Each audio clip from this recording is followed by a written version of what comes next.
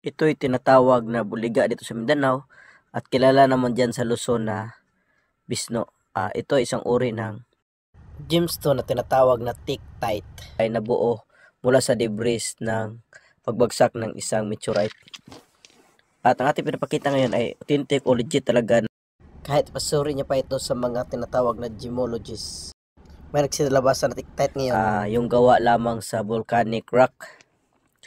Pero dito sa Mindanao, sa mga antingero, ito tinatawag na buliga sapagkat pag sa kabundukan ito nahulog, marami kasi mabira mo dito. Ito ang ginagawang laruan na mabira mo.